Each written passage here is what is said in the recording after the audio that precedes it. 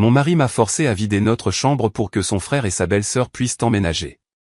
Il a vidé mes économies, et quand je lui ai tenu tête, il a dit « Tu te débrouilleras ». Mais quand sa famille est arrivée, ils ont trouvé une surprise qui les attendait sur la porte. Je n'aurais jamais pensé que ma propre maison deviendrait un champ de bataille, mais au moment où mon mari m'a regardé dans les yeux et a dit « Mike et Laura emménagent dans notre chambre », j'ai su que ma place dans cette maison n'avait jamais été la mienne pour commencer. Je suis Anna, et pendant des années, j'ai construit une vie avec Ryan, pour réaliser que j'étais juste une pourvoyeuse, pas une partenaire. Mon argent, il pouvait le dépenser, mon espace, il pouvait le donner. Et quand j'ai finalement dit « assez », c'est là que tout a dérapé. Je suis entré dans ma chambre, mais ce n'était plus la mienne. Mon mari se tenait là, jetant mes affaires dans des boîtes comme si j'étais juste un autre meuble qu'on déplaçait. C'est à ce moment-là que j'ai su que je n'étais pas sa femme, j'étais juste une obligation qu'il ne se souciait plus de respecter. Et ce qui s'est passé ensuite a tout changé. Le réveil a sonné à 6h45, mais j'étais déjà réveillé depuis 1 heure. Le sommeil était devenu un luxe rare, et mon esprit était constamment en proie aux échéances, aux projets inachevés et au poids de la gestion d'un ménage pratiquement seul. J'ai retiré les draps, bougeant prudemment pour éviter de déranger Ryan. Il était resté éveillé tard à regarder la télévision dans le salon, encore une fois, sa routine habituelle depuis qu'il avait perdu son emploi. J'ai enfilé ma robe de chambre et j'ai marché dans le couloir en direction de la cuisine. L'odeur du café frais emplissait l'air, mais sa chaleur ne faisait rien pour apaiser la tension dans ma poitrine. Aujourd'hui était un grand jour. J'avais une présentation avec un client important au cabinet, une présentation qui pourrait propulser ma carrière si elle se passait bien. J'ai attrapé mon téléphone sur le comptoir et j'ai instinctivement vérifié mon compte bancaire, une habitude devenue une seconde nature depuis que Ryan avait commencé à traiter nos finances communes comme son terrain de jeu personnel. Mon souffle s'est coupé dans ma gorge. Un retrait de 55 000 $. J'ai regardé l'écran, souhaitant que les chiffres changent, que ce soit une sorte d'erreur, mais c'était là, un trou béant dans nos économies, de l'argent que j'avais méticuleusement mis de côté pour les factures, les urgences, et pour la simple assurance que j'avais le contrôle sur au moins une chose dans ma vie. Mes doigts se sont crispés autour du téléphone alors que j'entendais des pas lourds derrière moi. Ryan est entré dans la cuisine, s'étirant les bras comme s'il venait de se réveiller du meilleur sommeil de sa vie. Il a bâillé, se frottant la mâchoire, puis a attrapé une tasse dans le placard et s'est versé du café. Matin, a-t-il marmonné, sans même me jeter un regard. J'ai resserré ma prise sur mon téléphone. As-tu pris 55 000 $ de notre compte? Ryan a bu une lente gorgée de café, son expression indéchiffrable. Je l'ai investi. Il s'est appuyé contre le comptoir, complètement à l'aise. Ne t'inquiète pas, tu gagnes bien ta vie. Je l'ai regardé, incrédule. Tu l'as investi? Ma voix est sortie plus sèche que je ne le voulais. Il a finalement rencontré mon regard, ses yeux se rétrécissant légèrement. Ouais, une opportunité commerciale s'est présentée. Écoute, ça va doubler en un rien de temps. J'ai expiré, mon pouls martelant dans mes oreilles. Tu ne peux pas simplement prendre de l'argent comme ça, Ryan. Nous sommes censés discuter de ces choses. Ryan a soupiré lourdement, comme si j'étais un inconvénient. Tu agis comme si nous étions fauchés, Anna. Tu gagnes 10 000 $ par mois, et je suis au chômage, ouais, mais je bouge. J'ai posé mon téléphone soigneusement, mes mains tremblant de frustration. Il ne s'agit pas du montant, il s'agit du fait que tu ne m'as même pas demandé. Tu n'as pas le droit de prendre de l'argent de nos économies sans m'en parler. Il a roulé des yeux. Jésus, tu es dramatique. Ce n'est que de l'argent, Anna. Tu en gagneras plus. L'audace pure de ses paroles m'a glacé le sang. Ce n'était pas la première fois qu'il faisait quelque chose comme ça, mais chaque fois que je protestais, il me traitait comme si j'exagérais, comme si mes préoccupations n'étaient pas valides. Je m'étais épuisé au travail, sacrifiant des week-ends, sautant des vacances, juste pour maintenir notre ménage à flot, et il rejetait cela comme si ce n'était rien. J'ai pris une profonde inspiration, me forçant à rester calme. Remets-le, Ryan. Il a ricané. C'est déjà investi. Détends-toi, je sais ce que je fais. J'ai serré la mâchoire, sachant que cette conversation n'allait nulle part. Insister davantage ne mènerait qu'à une autre dispute, et je ne pouvais pas me le permettre, pas aujourd'hui, pas avec ma présentation qui planait au-dessus de moi. Je me suis détourné, me forçant à me concentrer sur autre chose, n'importe quoi d'autre. Mais alors sa voix est revenue, désinvolte, presque comme une pensée après coup. Oh, au fait, Mike et Laura emménagent. Je me suis figé. Je me suis retourné lentement pour lui faire face. Quoi? Il a pris une autre gorgée de café. Mon frère et Laura, ils ont besoin d'un endroit où rester pendant un certain temps, alors ils emménagent. J'ai cligné des yeux, luttant pour comprendre ce que j'entendais. Pour combien de temps? Ryan a haussé les épaules, indifférent. Aucune idée. Mais ils prendront notre chambre. J'ai laissé échapper un rire sec, non pas d'amusement, mais d'incrédulité pure. Notre chambre, ai-je répété, ma voix tremblante. Tu plaisantes? Il a finalement levé les yeux, son expression se durcissant. Ils ont besoin d'espace. La chambre d'amis est trop petite. C'est juste logique. C'est juste logique. J'avais l'impression que le sol avait disparu sous mes pieds. C'était ma maison. Je payais l'hypothèque. Je payais les factures. Je travaillais pour garder ce toit au-dessus de nos têtes. Et maintenant, non seulement mon opinion était ignorée, mais j'étais à nouveau mise de côté. J'ai fait un pas de plus, baissant la voix. Ryan, c'est ma maison. J'ai mon mot à dire là-dessus. Sa mâchoire s'est crispée. C'est aussi ma maison. J'ai ravalé les mots acerbes qui menaçaient de sortir. Et où suis-je censé dormir? Ryan s'éloignait déjà. Je me suis garé dans l'allée juste au moment où les derniers rayons de soleil s'étiraient sur le trottoir. Le poids de la journée s'accrochait à moi, l'épuisement s'installant profondément dans mes os. Tout ce que je voulais, c'était une douche chaude, un repas tranquille et le confort de mon propre lit. Au moment où je suis entré, j'ai su que quelque chose n'allait pas. Des valises bordaient le couloir, leurs silhouettes encombrantes bloquant le passage vers les escaliers. Des voix provenaient du deuxième étage, familières mais importunes. Je me suis dépêché de monter, mon pouce accélérant. Quand j'ai atteint la chambre principale, mon estomac s'est noué. Mike et Laura étaient à l'intérieur, leurs affaires débordant sur mon lit. Laura dézippait une valise, sortant nonchalamment des vêtements pliés, tandis que Mike jetait un sac de sport sur la commode. Ils se déplaçaient avec l'aisance de personnes s'installant dans un espace qu'elles avaient tout à fait le droit d'occuper. Mon espace. L'air dans la pièce semblait épais, suffocant. Ryan s'appuyait contre le cadre de la porte, les bras croisés, me regardant comme si c'était juste une soirée normale. Je me suis tourné vers lui, luttant pour garder ma voix stable. Nous n'avons pas parlé de ça. Je vis ici aussi. Ryan a souri, imperturbable. Tu te débrouilleras. J'ai serré les poings. Où suis-je censé dormir? Ryan s'est détaché du cadre de la porte, passant devant moi dans le couloir. Il a fait un geste vague vers le salon en bas. Tu peux prendre le canapé. J'ai expiré, essayant de comprendre ce qui se passait. Le canapé? Ma voix est sortie sèche, l'incrédulité perçant à travers l'épuisement. Ryan a haussé les épaules. C'est temporaire. N'en fais pas toute une histoire. J'ai regardé en arrière vers la chambre. Ma table de chevet avait disparu, mes livres empilés négligemment dans des boîtes. La photo encadrée de mes parents qui se trouvaient autrefois à côté de mon lit était maintenant coincée entre une pile de draps pliés. Ce n'était pas temporaire. Je me suis retourné vers Ryan. Tu ne m'as même pas demandé. Ses yeux se sont assombris. Je n'ai pas à te demander, Anna. C'est ma famille. Ils avaient besoin d'un endroit. Fin de l'histoire. J'ai dégluti difficilement. Fin de l'histoire, ai-je répété, ma voix à peine plus haute qu'un murmure. Mike et Laura n'ont même pas levé les yeux, faisant semblant de ne pas entendre la conversation qui se déroulait à quelques mètres d'eux. L'injustice de tout cela me brûlait la poitrine. C'est moi qui maintenais cette maison à flot, celle qui sacrifiait des nuits, des week-ends, ma santé mentale, juste pour m'assurer que nous pouvions nous permettre de vivre ici. Et maintenant, on ne m'accordait même pas la dignité de mon propre espace. J'ai fait un pas vers Ryan. Non, dis-je fermement. Ce n'est pas acceptable. La mâchoire de Ryan s'est tendue. Tu exagères. J'ai secoué la tête, la prise de conscience s'installant comme un poids lourd dans mon estomac. Je n'étais pas une épouse. J'étais une pensée après coup.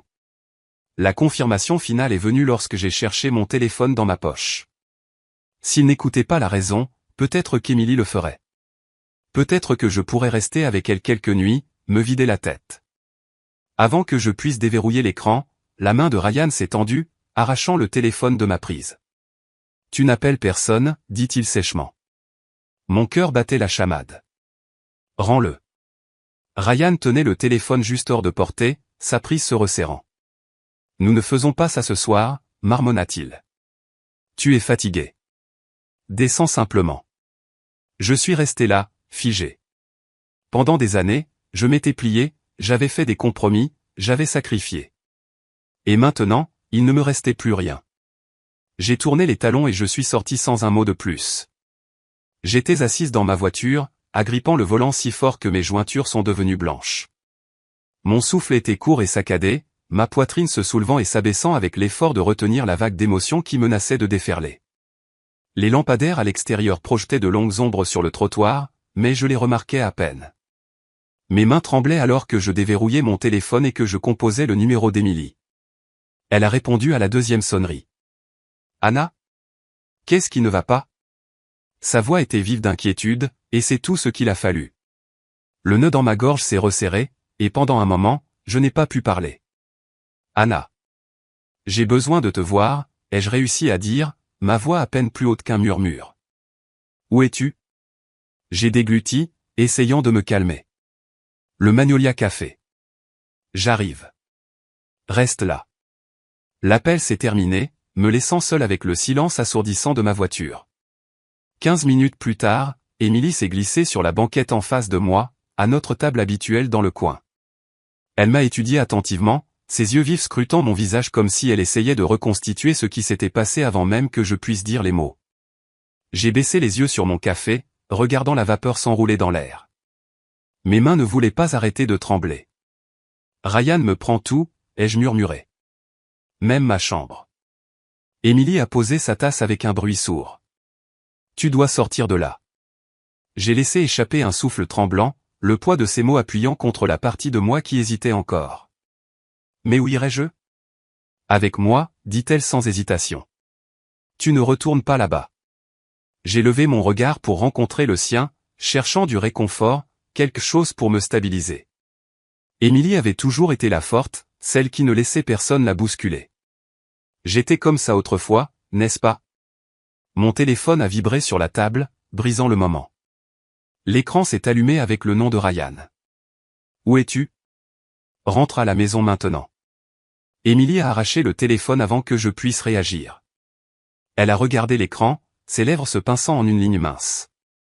Puis, d'un mouvement décidé, elle a bloqué le numéro. « Tu ne lui dois rien, » dit-elle fermement, faisant glisser le téléphone vers moi. J'ai expiré lentement, la finalité de son action s'installant sur moi. Pour la première fois, j'ai vu ma vie pour ce qu'elle était devenue, piégée, suffocante, contrôlée. J'ai redressé les épaules. Je pars. L'expression d'Émilie s'est adoucie, un soupçon de soulagement traversant son visage. Bien, dit-elle. Allons-y, pour la première fois depuis longtemps, je me sentais en contrôle. J'ai fermé la fermeture éclair de mon sac de voyage, mes mains tremblant à chaque mouvement. Mon cœur battait contre mes côtes alors que je balayais la pièce du regard une dernière fois, m'assurant d'avoir tout ce dont j'avais besoin. La chambre me semblait étrangère maintenant, dépouillée de chaleur, dépouillée de tout sentiment d'appartenance. Juste au moment où j'atteignais la poignée de la porte, la voix de Ryan a coupé le silence. « Où crois-tu aller » Je me suis figé. Sa voix était calme, trop calme. Le genre de calme qui envoyait un avertissement le long de ma colonne vertébrale. Je me suis retourné lentement pour le voir debout dans l'embrasure de la porte, les bras croisés, son expression indéchiffrable. Il me barrait le chemin, sa présence remplissant l'espace entre nous, transformant la pièce déjà étouffante en quelque chose d'insupportable. Je reste chez Émilie ce soir. J'ai forcé ma voix à rester stable, mais l'air entre nous s'est épaissi alors que les mots s'installaient. Ryan a laissé échapper un rire bas et sans humour, s'avançant. Ça n'arrivera pas, j'ai agrippé plus fort la sangle de mon sac. Ce n'est pas à discuter, dis-je en relevant le menton. Il a fait un autre pas de plus. Tu crois que tu peux juste partir ? Son ton était incrédule, comme si j'avais suggéré quelque chose d'impossible. C'est ta maison. Je suis ton mari. Ces mots se sont tordus dans mes entrailles, mais je n'ai pas reculé. Ma maison? J'ai fait un geste autour de la pièce, ma frustration débordant. Tu l'as donnée. Tu ne m'as même pas demandé. Tu ne me demandes plus rien à propos de quoi que ce soit. La mâchoire de Ryan s'est crispée. Tu exagères. Mike et Laura avaient besoin d'aide. Nous sommes une famille. J'ai secoué la tête, mon pouls rugissant dans mes oreilles. La famille ne se traite pas comme ça. Il a ricané, son visage se durcissant. Tu appartiens ici, Anna. Tu es ma femme. La façon dont il l'a dit m'a glacé le sang. Non pas comme une déclaration d'amour, mais comme une déclaration de propriété.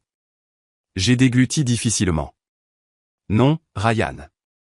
Les mots me semblaient étrangers sur ma langue, mais ils portaient un poids que je ne m'étais jamais permis de porter auparavant. Je ne t'appartiens pas. Et je pars. J'ai essayé de le pousser, mais sa main s'est tendue, ses doigts s'enroulant autour de mon poignet. Sa prise était forte, ses jointures blanches. Tu ne vas nulle part. Je me suis forcé à rencontrer son regard. Si, j'y vais. J'ai arraché mon bras, ma peau brûlant là où ses doigts avaient été. Pendant une seconde, j'ai cru qu'il pourrait m'attraper à nouveau, qu'il pourrait faire quelque chose de pire. Ses poings se sont crispés à ses côtés, son corps tendu.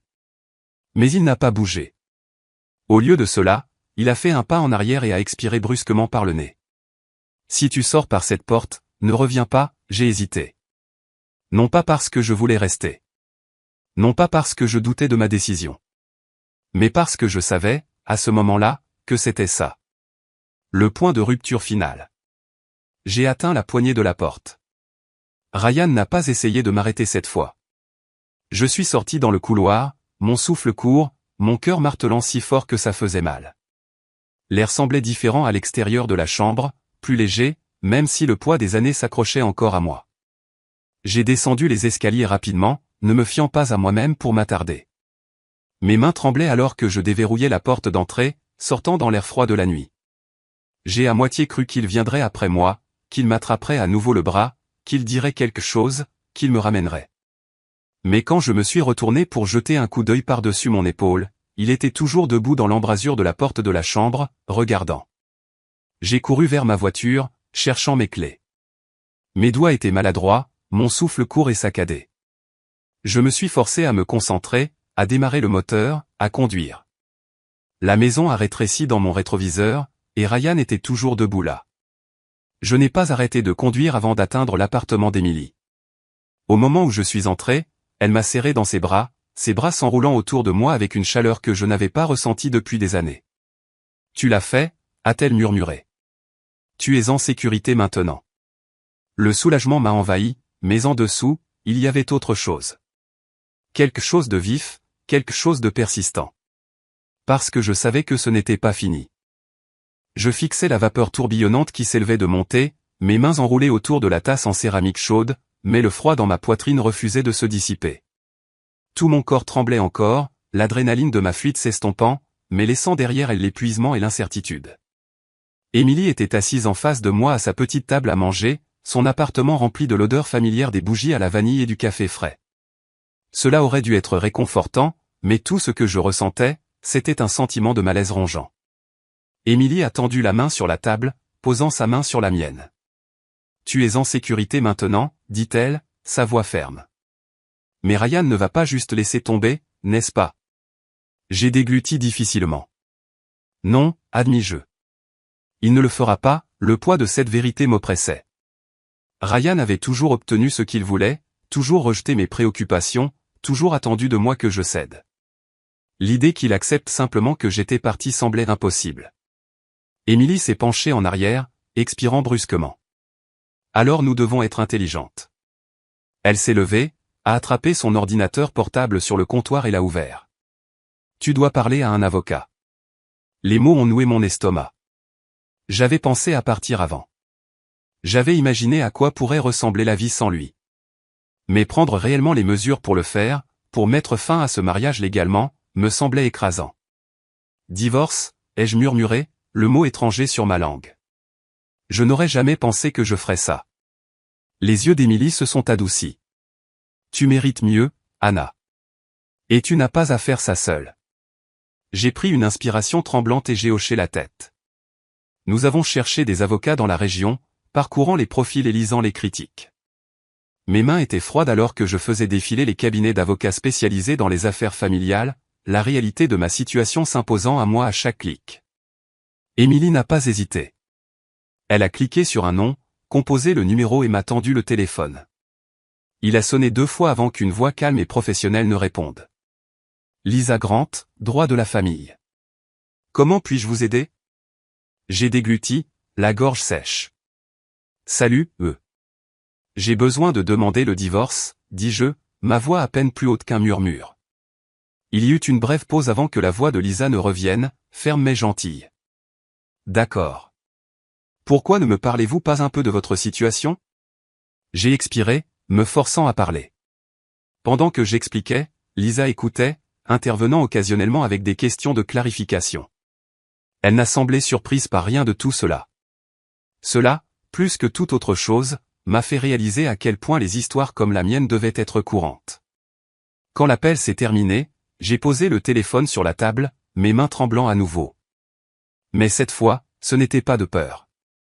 C'était d'autre chose. Je le faisais. Je le quittais vraiment. Émilie m'a souri, la fierté brillant dans ses yeux. Avant que je puisse répondre, mon téléphone a vibré sur la table. Ryan. Je ne voulais pas regarder, mais mes mains ont bougé d'elles-mêmes. L'écran s'est allumé avec une série de messages. Rentre à la maison maintenant. Tu fais une erreur. Tu le regretteras. J'ai inspiré brusquement, mon estomac se nouant. Émilie a arraché le téléphone avant que je puisse réagir. Elle a lu les messages, son expression s'assombrissant. Puis, sans un mot, elle a bloqué le numéro et a reposé le téléphone. Plus maintenant, Anna, dit-elle, sa voix inébranlable. Il ne te contrôle plus. J'ai laissé échapper un souffle que je n'avais pas réalisé retenir. Les mots de Lisa résonnaient dans mon esprit. La première chose demain, nous demanderons une ordonnance restrictive. Pour la première fois depuis longtemps, j'ai ressenti quelque chose qui ressemblait à de l'espoir. Je me suis tourné vers Émilie, serrant sa main fermement. Je le fais vraiment, ai-je murmuré. Je le quitte vraiment. Elle a serré ma main. Oui, dit-elle. Tu le fais. Et pour la première fois, j'y ai cru. Bang, bang, bang. J'ai sursauté, mon souffle se coupant dans ma gorge. Mon pouls martelait dans mes oreilles alors que j'essayais de m'orienter dans l'obscurité. Il a fallu une seconde pour que la brume du sommeil se dissipe, pour que je me souvienne où j'étais. L'appartement d'Émilie. En sécurité. Loin de Ryan. Ou du moins, je l'avais cru. Un autre coup violent a secoué la porte d'entrée. Je me suis précipité hors du lit, mes pieds heurtant le sol en bois froid. Émilie était déjà dans le couloir, son téléphone serré fermement dans sa main. Elle a porté un doigt à ses lèvres, puis s'est dirigée sur la pointe des pieds vers la porte, regardant à travers le Judas. Elle a inspiré brusquement.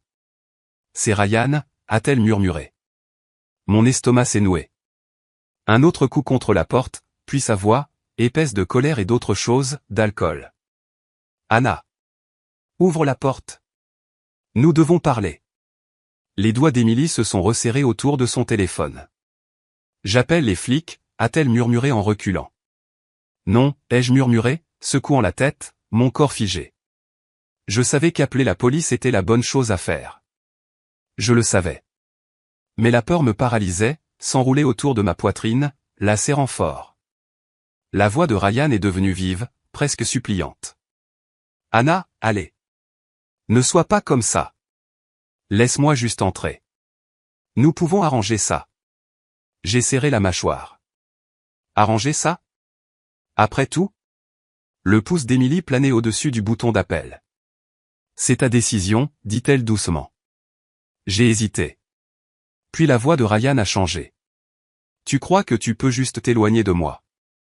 Son ton était plus sombre maintenant, toute douceur disparue. Tu crois que tu peux me quitter et que je vais juste laisser faire? Mon souffle est venu en halètement court et peu profond. Il a de nouveau cogné à la porte. Tu le regretteras, Anna. Tu verras. Émilie a appuyé sur le bouton d'appel. Les secondes se sont étirées comme des heures alors que nous restions figés, attendant. Mes mains se sont transformées en poings, mes ongles s'enfonçant dans mes paumes. J'avais passé des années à trouver des excuses à Ryan, me convainquant qu'il ne me ferait jamais de mal. Mais ça, c'était différent. Le faible hurlement des sirènes s'est fait plus fort, coupant le silence de la nuit. Des lumières rouges et bleues ont inondé l'appartement à travers les rideaux. Les coups ont cessé. Ryan a reculé en titubant, sa silhouette à peine visible dans la lueur des gyrophares.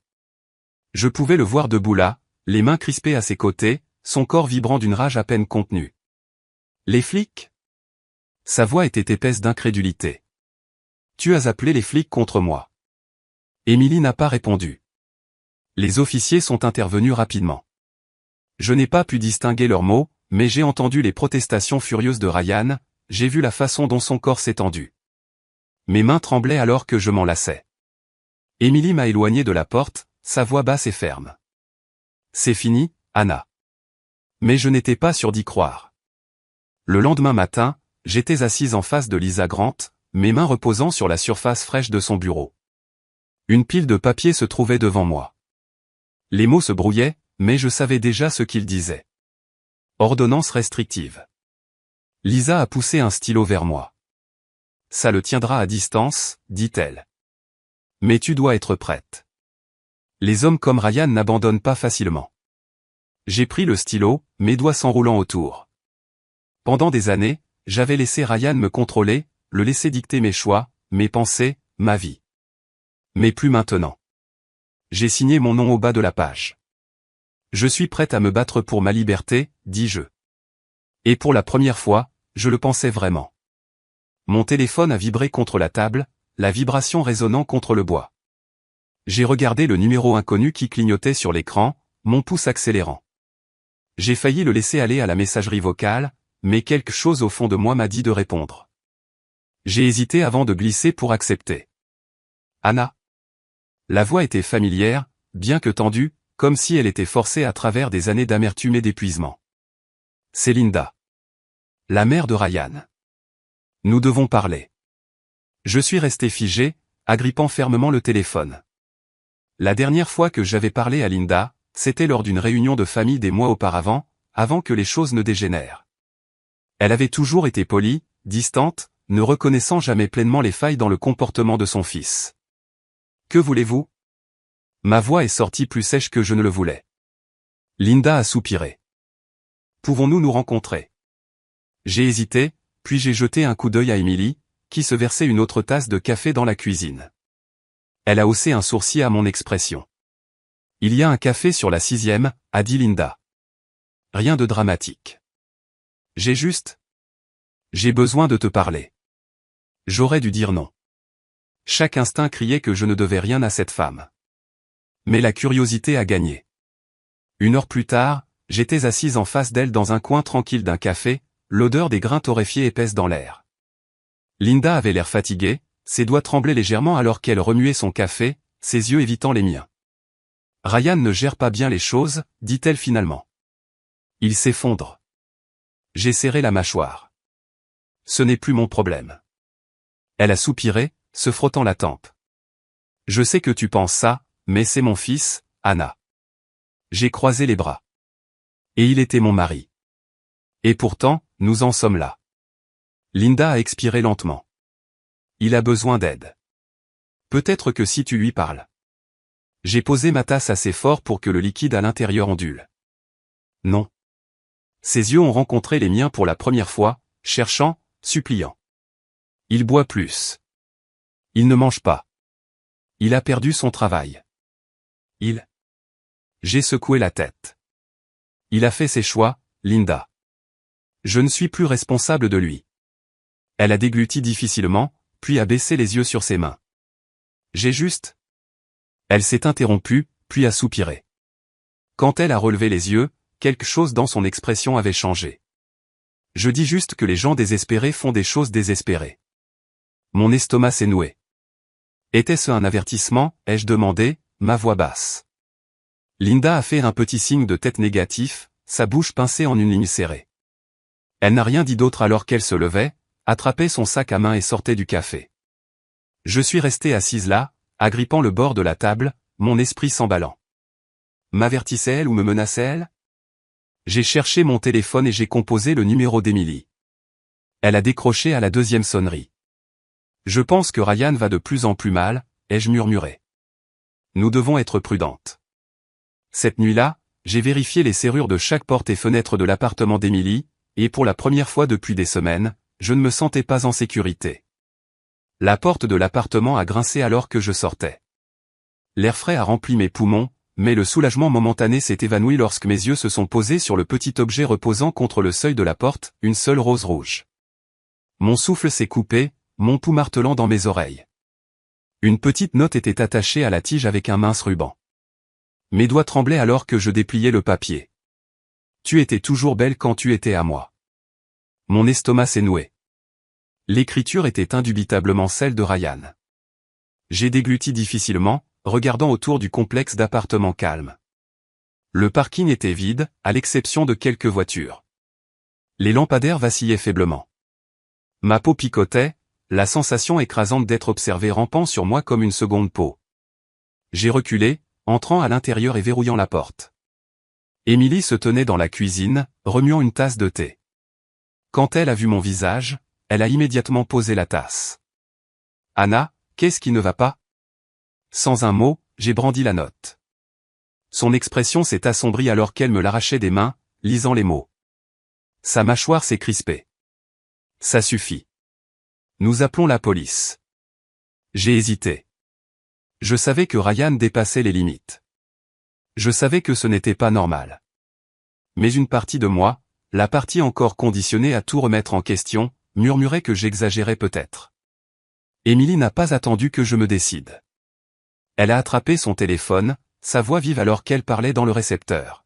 « Oui, nous avons besoin qu'un officier vienne. » Violation d'une ordonnance restrictive.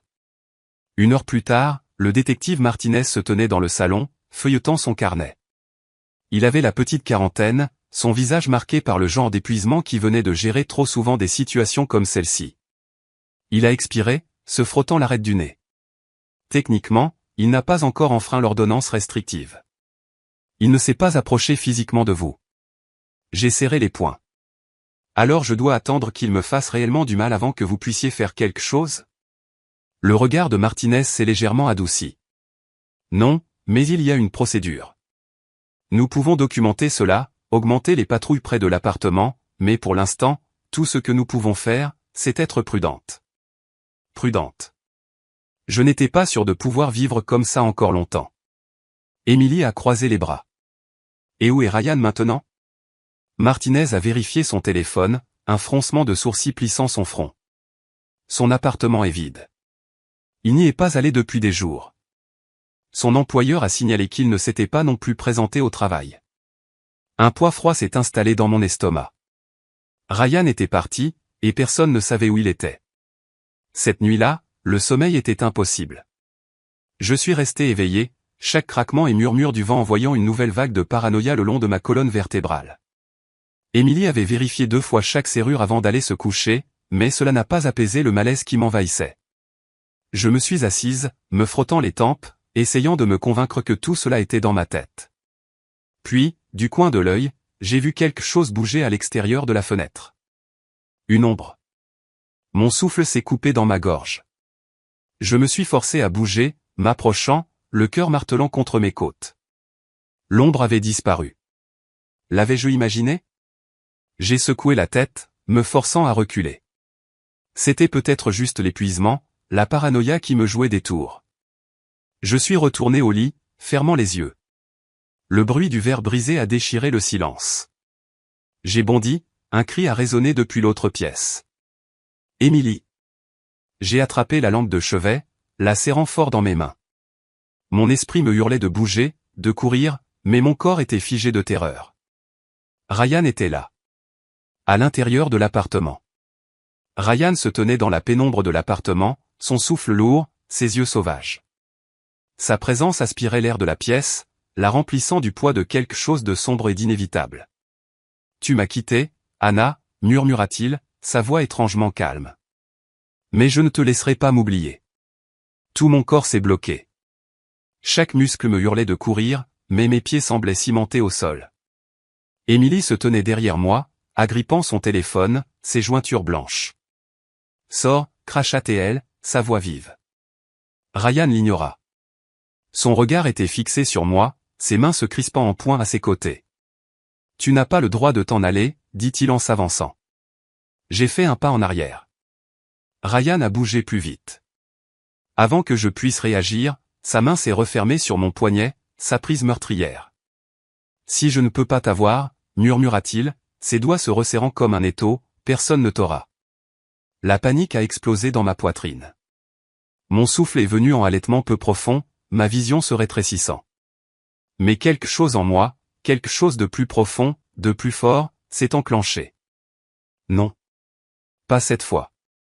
J'avais passé des années à me recroqueviller sous le contrôle de Ryan, me modelant en quelque chose de plus petit, de plus silencieux.